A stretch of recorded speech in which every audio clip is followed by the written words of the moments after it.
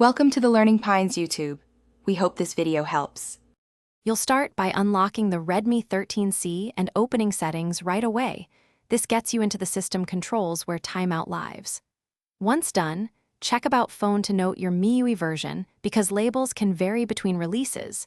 That saves guessing later.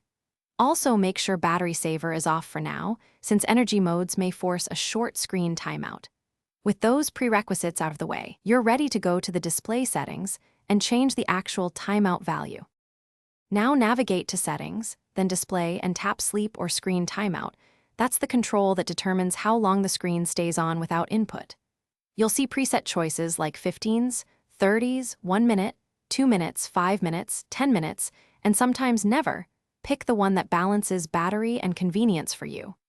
After you tap a value, the system applies it immediately, so test it by leaving the phone idle briefly. Make sure to choose a sensible setting to avoid wasteful battery drain.